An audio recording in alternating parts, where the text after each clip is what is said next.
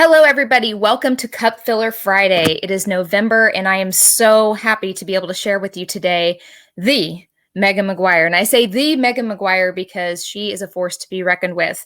And if you don't want to take my word for it, let me share a couple of things that people in her circle had to say about her. Megan finds a way of drawing the most potential out of the people she's around. Very intelligent, invests a lot of energy into her students, holds kids accountable. She's very involved. Her passion for the honor flight is something special, as her dad was able to attend our first trip. Honor flight within our school system is a game changer for kids, and I attribute so much to Megan. She doesn't get paid to do all of the honor flight stuff, but knows the impact it has with our kids that are part of it. I truly think leadership that she possesses is contagious and makes our kids want to be involved. And as somebody who has kids in the school that work closely with her, that is absolutely 110% true. She is irritated by the mediocrity of others. I loved that line. I was like, yes, high standards. Let's do it. The best way I can describe Megan is a force. She takes on a project, executes it 100%. She is no show and all go. That's got to be like a bumper sticker, okay? And last but not least, smart as a whip, color red, amazing leadership skills, and has trouble dealing with anybody. Yeah, that only shoots for mediocrity. Definitely a doer. Feel pretty lucky that my son picked a good one, and know if no one I'd rather have as a mom for my precious grandbabies. And of course, you know that will be Rosemary McGuire. So without further ado, let's make welcome Megan McGuire. Hey! Wow, was that about me? Just a little bit. Just a little bit of it. Yeah, I must have been snowed over a little bit. You definitely have people who love you in your corner for sure. And I think people who know you even outside of that would mimic those sentiments. And I'll get you a copy of that too, because there's some other stuff I think you'll enjoy seeing. But well, thank you. I know that you're a humble person, so I didn't make her face sit on this screen with us as we were reading all that. But just thank you so much for being here today. The Cup Filler Friday is about lifting up women that are passionate about doing things to serve their community, doing things for others, but then also taking a peek into what that takes. You know, when you're called to a passion and you want to do it, how do we also try to care for ourselves? And I think that's important to lift up, that it's not always pretty.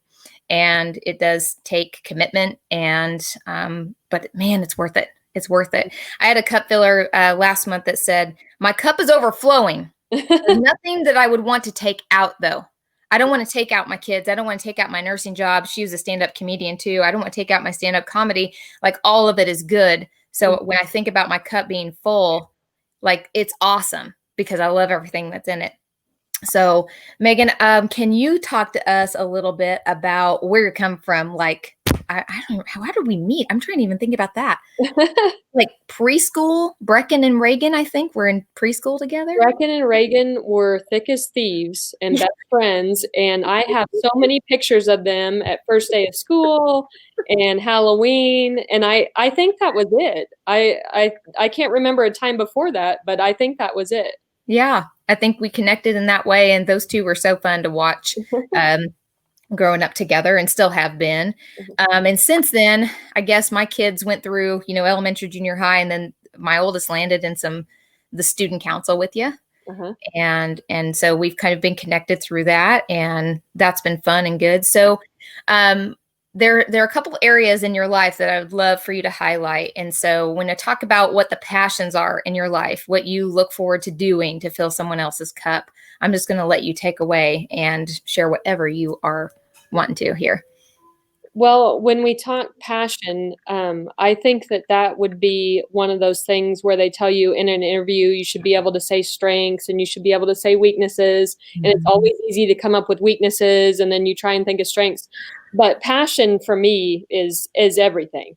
I've always said that if I lose that at some point, then that's when I need to move on and do something else. So whether that is in my teaching or honor flight or student council or the pool in the summer and doing stuff with American Red Cross. So there's a lot of them. I mean, I could talk on that, but there's a lot of things that I'm passionate about.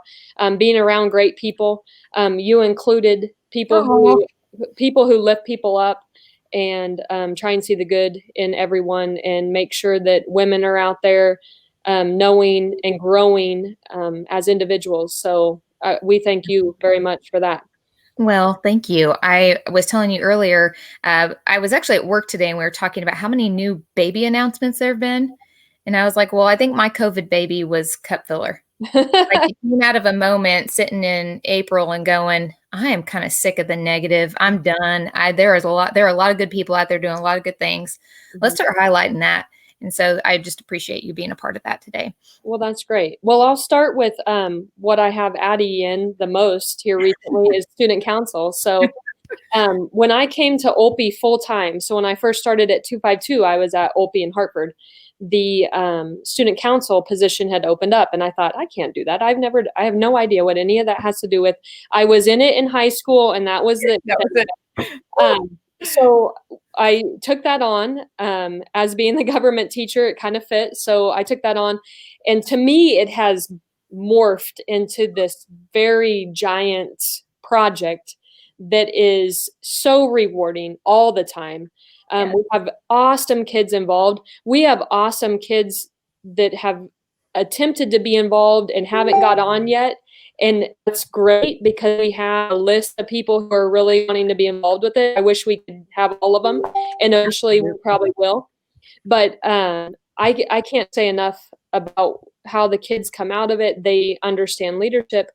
They understand delegating, which is not necessarily a strength of mine either. So we have grown together, me and the students in that regard.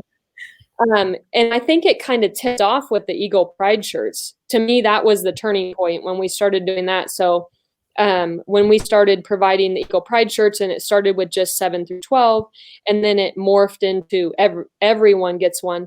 And it's not just a shirt. It's a meaning. There's meaning behind it. We talk about it with the kids. What does it mean to have Eagle Pride?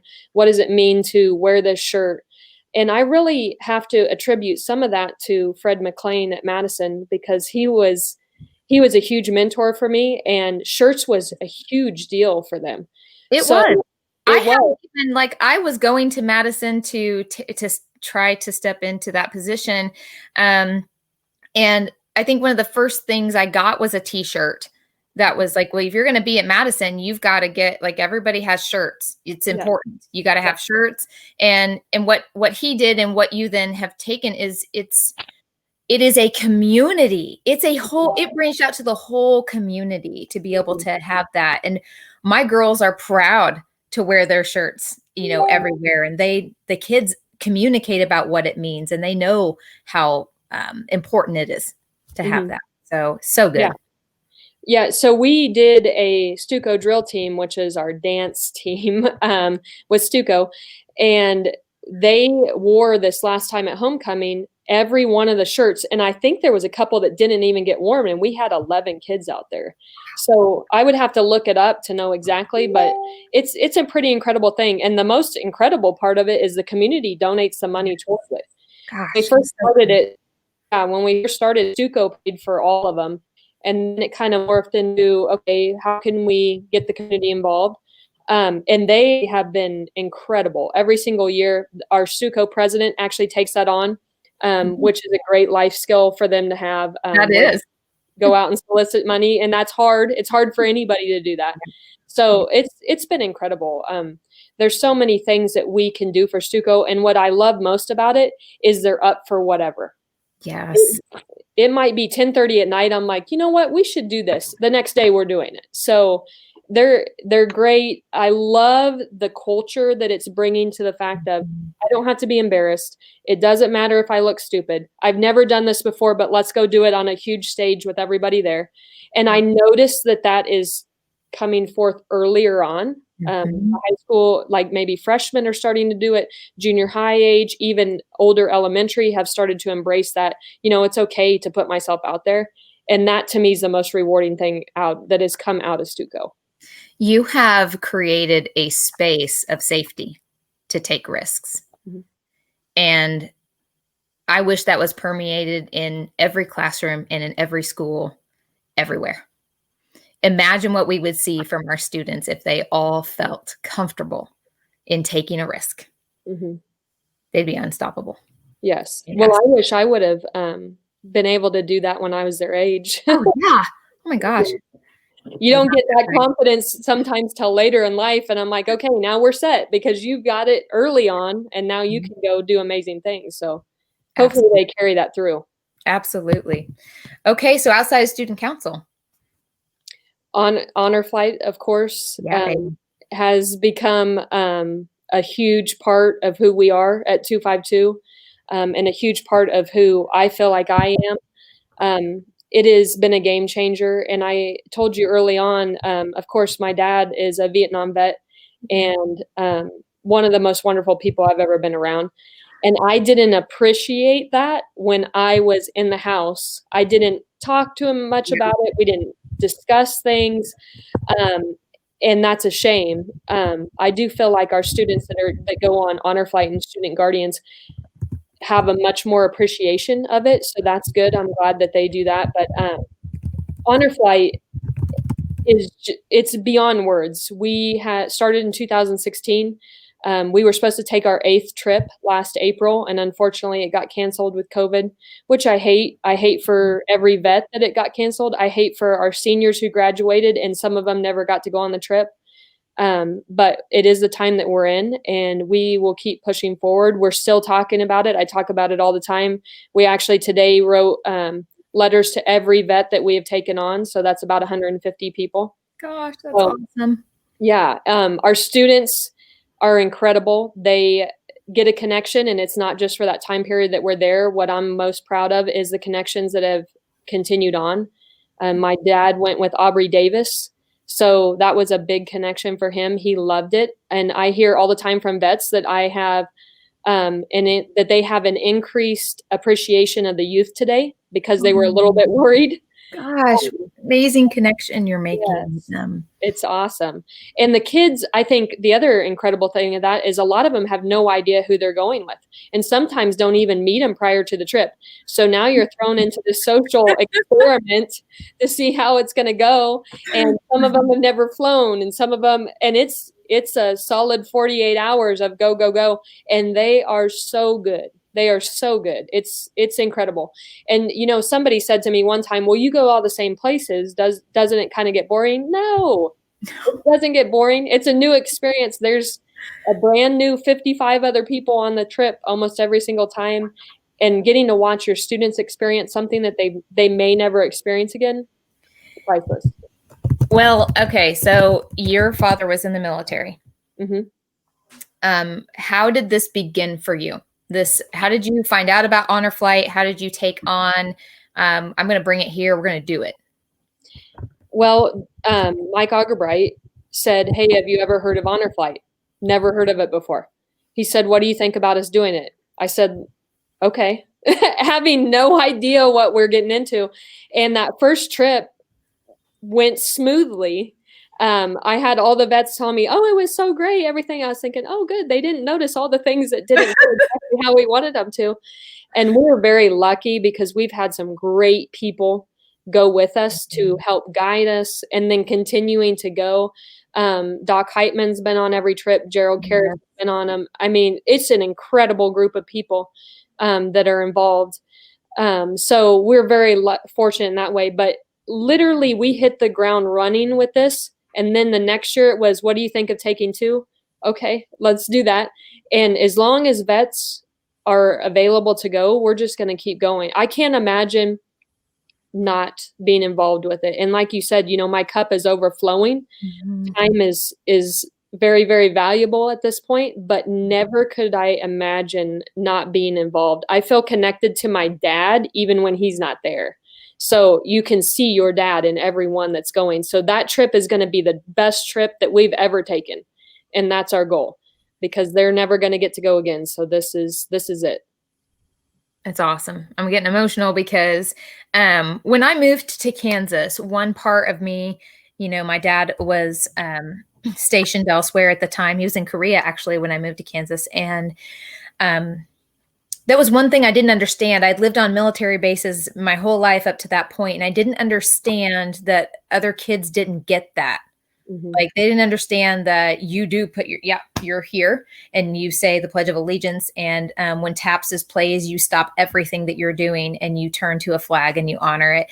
And I really wondered, if I'm not joining the military, how are my kids ever going to learn the appreciation at a deep level? That's necessary, I think, for true patriotism to happen, to really appreciate the people that are putting their lives on the line. And how is that going to look?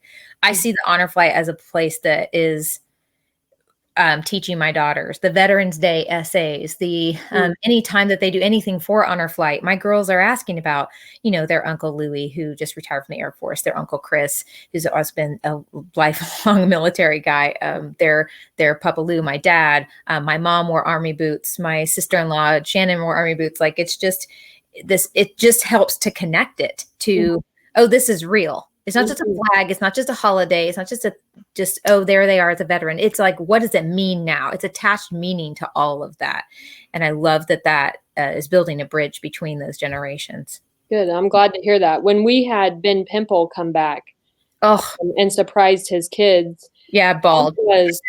That was amazing. I mean, just to get, I think it allowed every kid in that gym and teachers, like, wow. I mean, we knew he'd been gone, but to see that emotional connection, because the kids had not seen him for quite some time, and that's a sacrifice that he puts out for all of us. So it's incredible. The welcome homes that these vets get, I attribute a lot to our Patriot Guard. They're incredible. They are. They drop everything. They volunteer. They're at funerals. Yep. They're at 2:00 in the morning escorting us, bringing us home. And that is what people talk the most about, is how they got welcomed at the airport, or because some of them have never been appreciated at all. Vietnam vets came home and were treated absolutely horrible. Yep. And we can give them back some of that, then everything's worth it. The late nights, the weekends, it's all worth it. Absolutely.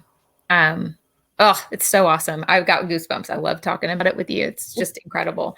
So you do all of that. If any of you are watching, if you're watching replay or live, I want you to make sure you go to the USD 252 Southern Lyon County Honor Flight page, follow them, watch what they're doing. They post what's going on with vets, and it's more than trips. It's everything about the vets. It's such a space of great love for them.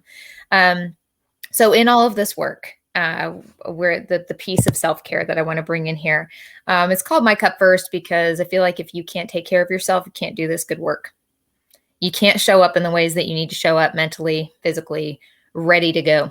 And so can you remember a time that you're doing all this and that maybe you weren't taking care of yourself? Like, what did it look like? Now? No, it's a hot mess, and you cannot be present. And I struggled with that for quite a while. I had a period of time where I had a hard time being present in what I was doing, whether it was with my kids, with my husband, or in the classroom, or I struggled being present. And just as well as I do, when you're a perfectionist, and you and I have talked, when I'm in my classroom, that's the most important 50 minutes those kids are going to get, in my opinion, because I'm passionate about what I'm telling them. And then when I felt like I maybe wasn't present, that bothered me.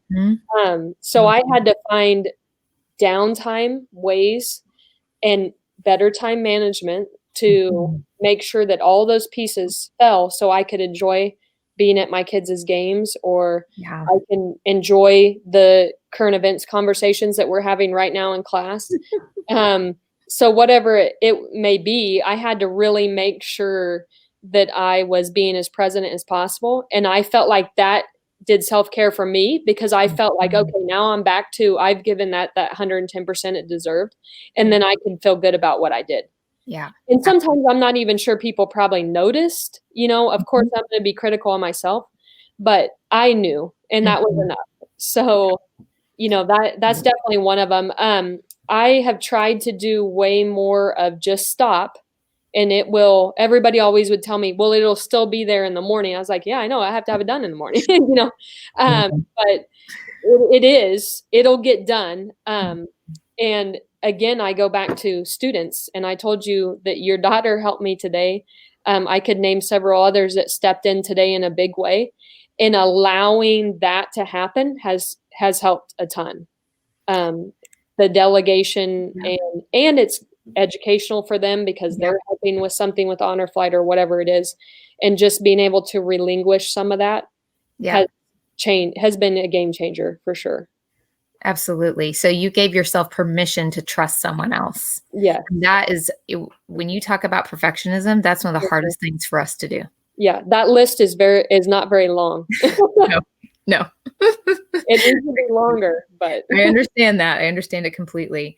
So I heard you say that you tell yourself to stop, that you do kind of compartmentalize and say that is going to be there. You've delegated. Is there anything else that you have as a must do? Do you work out? Are you a worker-outer? I try to work out. Last year I made myself work out with aerobic fitness. Because lead by example. This year our blocks are shorter, so it's harder. My niece had me on a workout program, and then I decided that sleep was more important.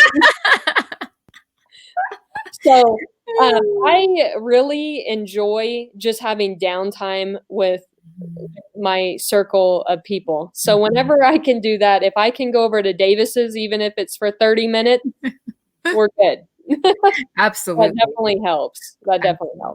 We were talking earlier about who you surround yourself with in terms of how that can play into your mindset, and it plays into the things you choose for yourself, the things you choose to do in a day, the decisions that you make. And one thing I thought was really worth noting is in that discussion, we really talked about how we are really choosy about the people that are in that circle. Yeah. Because it does have such an impact on feeling good about the risks you're taking. Taking them in a safe space that's supporting you, that's saying, hey, I've never done honor flight before, but I'm going to go ahead. I think it was Heather Bailey. It was like, she's no show and I'll go.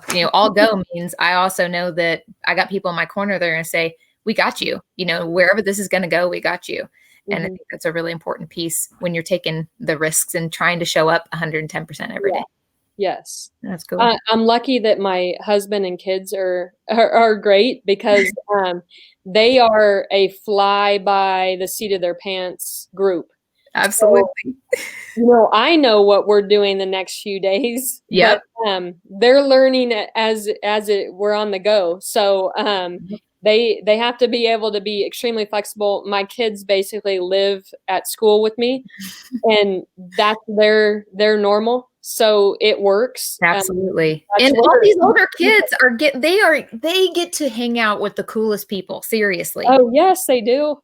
Yes, they do. We're so lucky because the older kids have always been incredible. Yeah. Just great with the kids. I mean, they're literally there. Whether we're at practice or we're doing a Stuco thing or I need to work on something for several hours at the school, they just roll with the punches. Yep. And a high school kid might be like, hey, can I take them down to the gas station? Oh, yeah, they would love that. We're just, I can't say it enough. We're just surrounded by such great kids. It is. It's awesome. It's awesome. The boys are lucky and they're just so darn cute. My gosh. Well, they're a little ornery, so you can take them for a while this weekend. They're pretty close in age. I won't set them up for marriage now, but okay. She'd kill me if she heard me say that. Would you repeat that, Rick? Anyhow, so when you think of a woman or even characteristics of women that inspire you to take that good care of yourself, to be they've been a role model to you in some way that said, you can go for it, that kind of told you and gave you that confidence to show up and do what you're called to do. Who do you think of when you think of who has inspired you in this way? I don't think there's one. There's multiple that have had huge impacts. Of course, my parents have, and I've already talked about that, my dad, but my mom, to me, was the picture of selfishness and selflessness growing up. And, we all go through our time where we probably don't appreciate our parents as much as we should. And I realized that when I had my first child, and she came and lived with us and did anything that she could do for a good week or two. And I bawled when she left. Yes. Come back. I need my mom. But she's so giving. She is very involved in the Catholic Church, and that has always been a strong point in my life. And whether I went through a time where I wasn't practicing as much as I should, but then realized this is why she's raised 5 kids and been successful, and this is the path that we should be taking. So I really appreciate that. So she's been a huge piece. Like I said, I have 5 siblings. Two of them are sisters, and almost all of them have been involved in education in some way. So I definitely attribute the fact that I knew what I was going to do when I was in kindergarten, and I was going to be a PE teacher. That's what I was going to do. I was going to teach PE. My oldest sister taught PE, and that's what I was going to do. And she coached. And I tell you what, since I was little, I was on somebody's bench or in somebody's locker room as much as I could possibly be. So I guess that's where I think that normal is with my kids. But she's a force for sure, and she's been a huge role model to me. That's my oldest sister Pam, and my middle sister Teresa is a great mother and wife, and I've just been really fortunate to be around some of them as long as I've grown up. I got a bonus mom in Rosemary, and you mentioned her. Yes. And she is an incredible person. She's one of the best teachers I've ever been around. One thing that she's helped me with, and we talk about it, I think I can see other points of view a lot more since I've been around her. And she's definitely a big take yourself out of it and let's look around and see why this is the way it is. And she's been a huge part in me growing as a person in that regard. Definitely. Yeah. So she was nominated recently to be a cup filler. So we'll see if she accepts the invitation. No pressure, Rosemary. Everyone's hearing this. You should do it, Rosemary.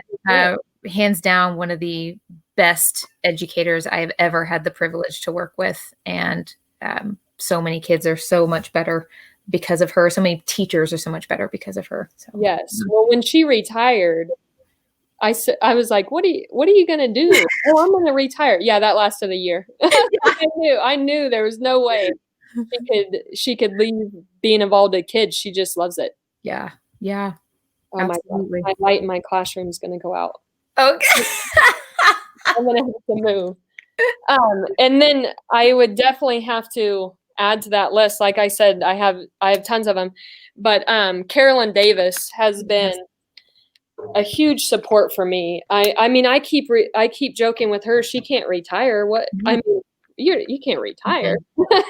She's been infected with the kid virus, and that means that she's always going to need to be around them. Yeah, that's right. She's a great source of strength. She's an incredibly powerful woman, and I'm glad and humbled to be around her on a daily basis. She's excellent coach and teacher. She's fantastic for my kids. Mine too. Yeah. And especially our middle one, Easton, she can tell when the old middle child thing's irritating mom, and she just takes him. And he loves every second of it. I have felt so lucky that my girls have gotten to have her as a coach, and in the hallways, she stepped in ways that no one else knows, and she's discreet and can talk to kids. She has a true gift for that, and that's not something everybody has. Know how to talk to a kid. Yes, that's not something everybody has. So well, and knowing how you can get the most out of them, for sure. And how you can be tough on them, but still know they care about you. And I definitely learned that too from my sister, my oldest sister, Pam, because she's coached. She just recently retired, I think 28 years of coaching. And there's just there's ways to do it and ways to get average to being great. Yeah. And so I've been lucky. I mean, I could name a ton. I could name multiple men that have had huge impacts in my life. So I hope that all our kids can experience these great, impactful people throughout their life. and it just keeps happening. I mean, Gina, you have been a huge impact. Emily Bradbury, great women, 2 great, very strong women. And again, no matter how old I get, you're going to have these great people around you that you learn from, and you realize, oh, maybe I could do better at that, or whatever it happens to be. So absolutely. I think the moment you think you don't have anything to learn, you probably need to just be quiet. Exactly. Oh gosh, very kind of you. So what would you like to say to, here's what I'm thinking. I'm thinking that there may be somebody listening to this that has been called to something and they're scared, and maybe that fear is pushing them in the corner a little bit. What would you say to someone who feels like, I do have something to share, I do have something I'm passionate about, I do have something I want to do, but I feel like I'm already in the thick of it. How in the world can I make that happen? So they set that aside, and the rest of the world doesn't get the gift of seeing and hearing and watching it happen. It doesn't happen. You know, what would you say to other moms who are like, well, I can't right now. Mm-hmm. Well, I've been there. I've had a few times where I've been like, okay, something's got to give. Then you start making that list and you say, well, none of it can give. Yeah. It's always possible. And again, the people that you surround yourself with and open that trust bubble of, hey, I need help, and it's okay to ask for help. And yes, I don't know everything, and I can ask for guidance. The more people you can do that with, the better. And people are they're more than willing to step up. And we have great communities that we're surrounded by excellent people that if I made a phone call right now, there'd be 15, 20 people ready. Okay, what do you need? So that's special. That's special. And I know that it's not everywhere, but the ability to lean on others, and I had to learn that because I was just always going to do. That definitely helped. Oh, there we go. I lost the last little bit. You said it's not everywhere. I lost you the last little bit. Yeah, I just said that I had to learn that. So it took me a while to understand that I got to relinquish some of that, and I'm better because I can do that. And just jump in, because we had no idea what we were doing at the honor flight, and look, it's become this incredible thing. We had no idea what we were doing in Stuco. It's become this incredible thing that we can't imagine not having as a part of my life, as my family's life, because it's become a family deal, and all the kids' life. So jump in, everything will work out. Absolutely. You don't want to regret not showing up. Honestly, I think you will regret the things you choose not to do, the risks you choose not to take. And I've really taken on that phrase with leadership is be a doer and be part of something bigger than yourself.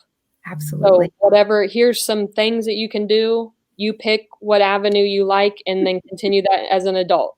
Well, you exemplify that very statement. Be a doer. Do something that's going to be bigger than you. And I know I've taken up 33 minutes of your time, longer if you count our prior conversation to the live. But I thank you so much for who you are, the example that you are setting for my kids and every kid walking through those halls at Olpe High School.